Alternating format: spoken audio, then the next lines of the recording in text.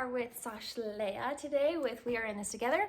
And today I have my very best friend Michelle here. I'm so excited because I've been waiting to be able to sit with her, especially after all this quarantine stuff. It's especially nice to see you today. Honestly. Okay, so today I just want to kind of tell you a little bit about Michelle. She is one of the most inspiring women to me. She has been through a lot in her life. And the focus today is going to be talking about kind of a really hard time in her life when she actually lost her son. And so I just kind of want her to tell you a little bit about her story and just kind of hear from her some of the things that she's been through. So you go ahead. Okay. Well, I'm actually going to give you just kind of the Cliff Notes version of kind of my last decade. It sounds like a really sad country song. And it's probably like a country song that you would never want to re-listen to. Seriously. But I think that it's important to set the stage of sharing the whole journey because my son's passing was just the very, very beginning. And his passing really set the ball in motion for a decade of really hard traumas and tragedies and trials. And a lot of things to pull myself out of. So basically, my oldest son passed away in a tragic accident. He fell from a second-story window back in 2006. And actually on April 20th, so just a few days ago. Still pretty fresh. Really fresh. But it was 14 years ago. And anyhow, that moment in time really started a whole bunch of trauma. I think because I went through so much trauma in my mind and in my psyche that it really made me literally go cuckoo for Cocoa Puffs. Yeah, it would. Yeah, and absolutely. It didn't give me the best reasoning skills, I guess you could say. Yeah. Anyway, from there we went through. My oldest son passed away, and then 3 years later, our house foreclosed because it was at the recession time back in 2007. My house foreclosed. We had 2 failed businesses, $100,000 of debt, eventually led to a divorce. In that 5 years of being single, I was raped and my car was stolen. My identity was stolen when my car was stolen. It really is like the worst kind of And song ever. it just keeps getting better. Yeah. Like, wait, are you for real? Yeah. And so then, and we were only like halfway through. So, so I went through my car being stolen, and then I remarried the tall, dark, and handsome man that ended up being a pathological lying narcissist. That lasted only for 9.5 months, thank heavens. And he kicked me out, and 3 weeks later, I found myself in jail in London. Can you believe this, girl? Like, the stuff that she says, oh my gosh. So, I know, like, I can only laugh at it now because it feels so unreal that it was my real life. Like, I talk about it and I can laugh about it, but it's almost like, oh my gosh, like, is that for real? Yes. So then, it's not all bad, but the trials weren't over at that point. I ended up doing a lot of internal healing and self-discovery and fell in love with my person, my husband. He's super amazing. I love him dearly. But 2.5 years after I married him, he bankrupted me. So it just keeps going. But no, it doesn't, because that was the end. But you know what I love about her is that obviously she has done a lot of work to get through this so that she can talk about it and laugh about it sometimes, but also really be connected to it because she has. I've seen her and I've only known her for a few years now. Yeah. And that's what inspires me the most is sometimes like these hard things hit us so bad and yet she obviously has the will to keep going. And that's the stuff that really intrigues me. So kind of like where that's taken you, like what, I don't know, like for somebody else who has been going through this where they have, you know, a child that dies, like what were some of the things that you wish that maybe you would have known back then that could help them? And I think one of the so I'm actually writing a book and started my own YouTube channel. Yes, and you're gonna have to put a plug at the end because you'll want to follow this lady right here. And as I've reverse engineered how I've been able to come out of this on the other side, happy, healthy, and even feeling blessed, having gone through it all. I've really found that the things that pulled me through those was the moment on my son's 5-year anniversary where I realized that I had the power of free will and how I perceived the situations that happened to me. And this one principle really, truly changed my life when I understood. And I remember laying in my bed and just crying and just talking to my son and just saying, I'm gonna get emotional. And just saying, because I was sleeping in bed for 20 to 22 hours a day with 2 little kids. Like, I was not functional. Like, you guys see that I'm happy and that I'm put together here, but like there was years of struggle. I was on suicide watch for 5 years and honestly sleeping just my life away for 5 years. And then I remember on his 5-year anniversary saying to him, today I'm going to choose to be happy. I don't know what it's going to take, but I'm not going to stop until I get there. And so right there, I made a choice. And that choice is really what set the ball in motion to figuring out how to pull myself out of the depths of depression and grief and trauma and tragedies and really start facing the choices that I was making. And so honestly, it was a huge self-discovery journey of saying, and like, I have a choice in this. Like, I can, like, it's almost like you made the decision, like, I want to live. I want to make this better for my life and my future. And even though this has been the most terrible experience, like, I love that you're crying still, because it just goes to show us too, like, there's no time frame on grief or pain or anything that we have to kind of go through with these situations. And I love that even though you've done all this work, you can still connect and recognize that was really hard and that it's still a part of your life and that you're still healing, and that's okay. And I love that you made that choice. Like, you can make a choice to actually do that. And some people don't know that. They don't know that. No, you have a choice to say, I want to change this. I want to find myself, healing journey. And so kind of tell me a little bit more about and from that choice, what happened? So from that choice, I realized that the power of there's a principle of the power of yet, where you can say, I choose to be happy. Well, okay, how do I describe this? Like, when my kids come to me and they say, Mom, I don't know how to unload the dishwasher. And I'm like, yet. And then it changes the whole thing. That's so true. I don't know how to unload the dishwasher yet. Versus, I don't know how to unload the dishwasher. That's so true. So it's like, I don't know how to be happy. And then I just say, I don't know how to be happy yet. And then it just propels you into, okay, I know it's possible for me to be happy. I just don't know how to do that. I just need to find the answers. I just need to learn. I need to seek that out.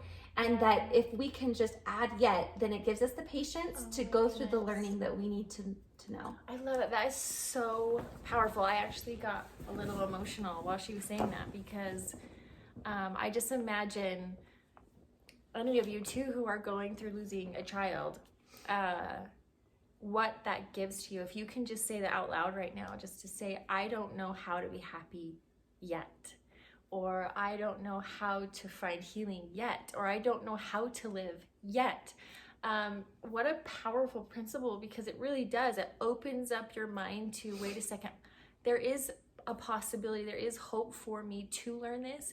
And it's not so much the shaming, like, maybe I should be over this already, or maybe I shouldn't let this get to me. Like, it's such a process individually for each of us, and that gives you the power and strength to be able to make that step. So thank you. That's huge. Oh my gosh. I feel like we could just like talk about that part all day. I know. I need this in my life. Well, and the thing about that principle is that it applies to everyone who's going through anything. Even the basic, like, I don't know how to make money yet. Yes. I don't know how to be happy in my marriage yet. I don't know how to deal with this wayward child yet.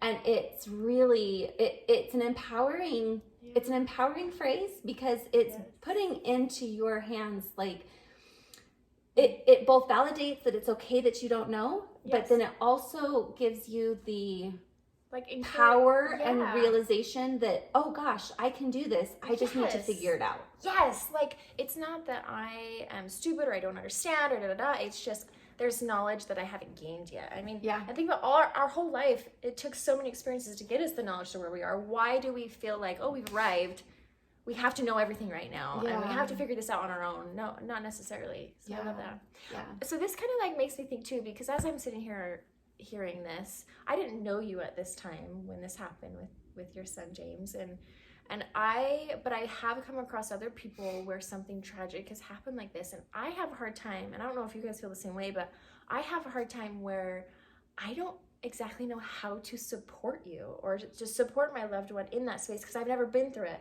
And so what's the best way for some of us to help the people that we love when they're going through the loss of a child? Like, what can you shed on that? I think that it's interesting, because I think one of the highest callings is to grieve with those that, grieve, and to mourn with those that mourn. But it's not something that people know how to do naturally. Yes. I think the tendency is that it's so taboo speaking of the loss of a child, and it's so like, you don't want to face it yourself, because you're like, I can't imagine losing one of my kids. And so it's really common for when people lose children that their friends and family don't want to talk about it. They don't want to address it. They just pretend like it's not there, and they look the other way. And it makes you as the griever feel completely isolated and alone. And it makes you feel like people just don't care. When in reality, it's the natural response, just because sitting with somebody in that kind of pain requires a lot of emotional stamina. It really does. It's not easy. Emotional stamina. Yeah. It's not easy to just sit. And really the truth is, when you love somebody who's lost someone, there are no answers. So people think like, I just need to give her a solution. I need to give her an answer. I need wanting to help, but having the desire to just make it better. But the problem is, like with death, like there's no making that better. There's nothing that you could say where I'd be like, oh yeah, that makes it go away. It just doesn't work. And so the very best thing that you could say to somebody that you love who's lost a child is simply this. And this is the only thing you ever need to know. I am so sorry that you are going through this. If you need to talk or cry, I am here to listen. And then you shut up and you listen. And you don't say things like they're in a better place, because all that does is makes the griever want to flip you off. That's true though. That is so true. It makes us want to punch you in the face. It makes us want to be like, you don't understand, or people who are like, there's a few things that you definitely don't. There's a lot of things you don't want to say. If you want to just be safe in what you can say is, I'm sorry you're going through this. If you need to talk or cry, I'm here to listen. Because as soon as you start saying like, well, aren't you glad that you're going to get to see him again someday? I personally believe that I will be with my son on the other side after I die. But that's like saying to somebody who's had an arm and leg amputated, aren't you just so grateful that you have, that you're going to get that arm and leg back after you die? And you're like, well, yeah, I'm grateful for it, but it doesn't mean that it's easy to feed myself. Yeah, now. Right now. Yeah. That doesn't make my life right now okay. Yes. It doesn't mean that I'm not grateful for that, but it doesn't make right now easier. Yes. And that's all we have in that space of agony is right now. Yes. We do not have the future ahead of us, or we're going to get through this. It's like, this is the moment, excruciating, this moment right now. So I love that you're saying, okay, just sit with them. Now, does it help, like, okay, this is kind of an interesting question, but does it help if we just like show up at your house and just sit with you, or is it better to keep our distance? Like, because I've kind of wondered that too. Yeah, so it really just depends on the person. I think what you need to do is ask them, be totally outright, and just say, you know what, I had a lot of people who would just show up, and if they had any expectations from me, it was overbearing. So have no expectations. So no expectations. So if you go over there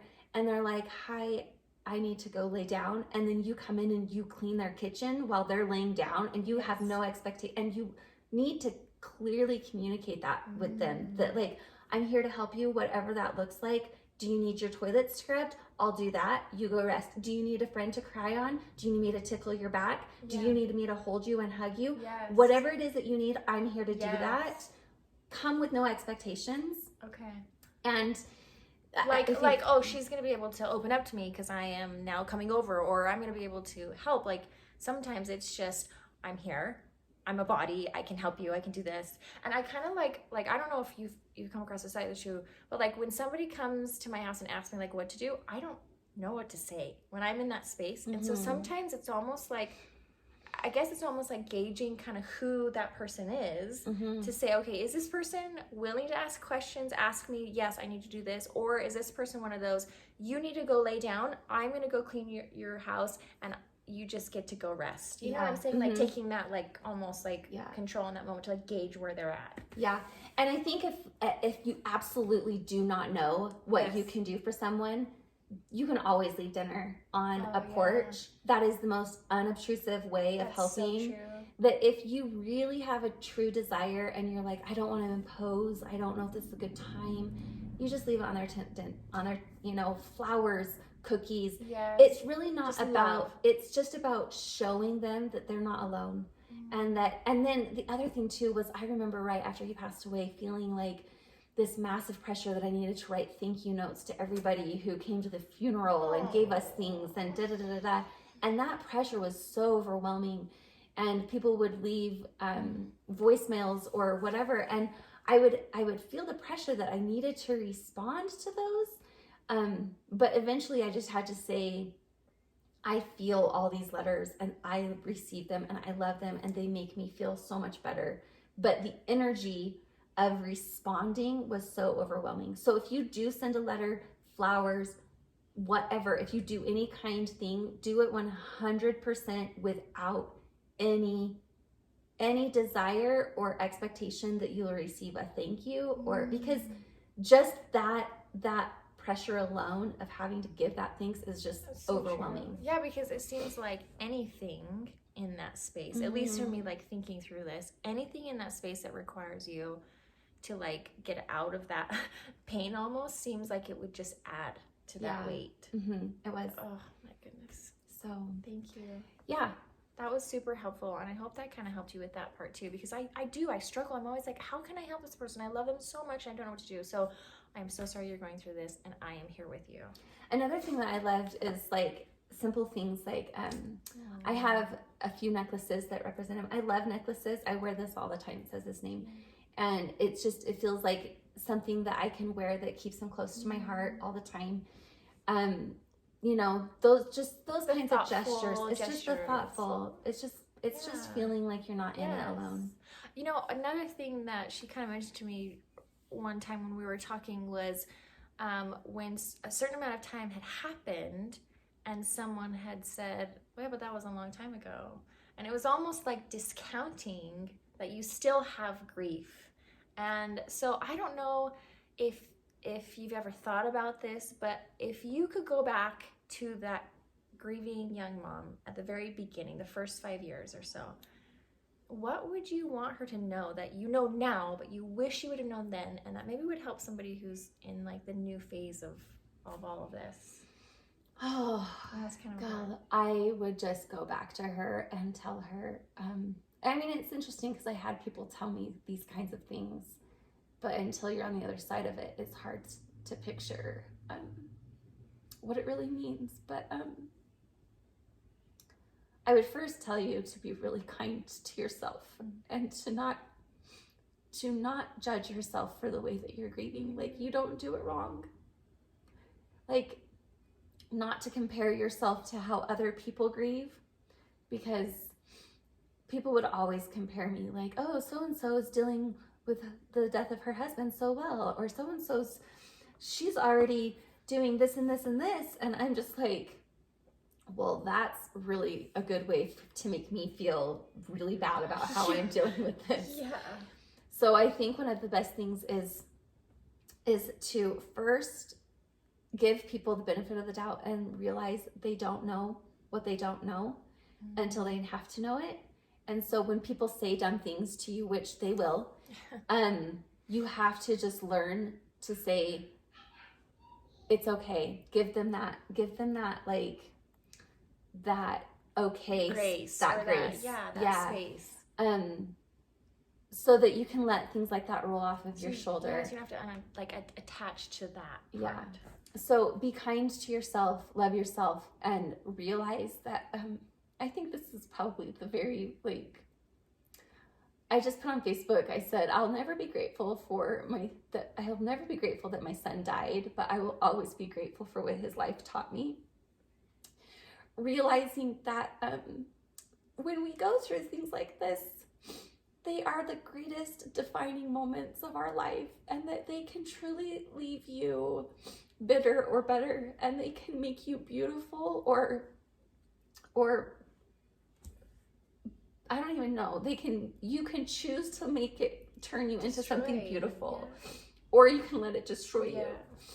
But if you let that experience teach you, and if you seek that wisdom and that learning through the process, that eventually at the end of the day, I will say that James's death was my greatest trial, but it's also been my greatest blessing. And that I would never want to go through it again, but I would also not want to give away what it's taught me.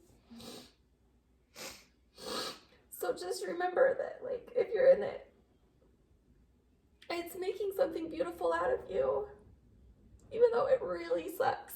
It sucks, but I think that the hardest things make the most beautiful people. Absolutely. Wow. I don't even know what to say right now. Thank you for sharing this. This is so important, especially because I know so many others probably have never even heard these things, and so many others feel like they're in this alone. And part of sharing these stories, and part of even your willingness and your beautiful heart being willing to just shine forth, is going to help other people feel that way. So I am actually going to end it now. We're going to let Michelle go. But I'm going to link you to what she's doing right now. Tell them just kind of your website and where they can find you, and then I'll link it in the comments below so you can find her, so you can follow this, and especially if you're going through this will be really helpful for you. Okay. So I've got a website. It's called freedomfix.com. And my whole focus is on actually creating internal freedom that exceeds your external circumstance. And when we achieve an internal freedom, we then have control over our external circumstances. We can't always control what we go through, but we can control how we go through them. Absolutely. And the best way to do that is to increase and level up our internal freedom. And so whether it's sexual abuse or financial ruin or death of a child or whatever it is, we've got a lot of content on all of that because of where I've been. Awesome. And then I've also started a YouTube channel. So Michelle Ellsworth. Yes. Yeah. So we'll link that all below. Thank you guys for joining in. I hope that was inspiring for you as much as it was inspiring for me. So thank you, Michelle. I love you. We'll see you guys later.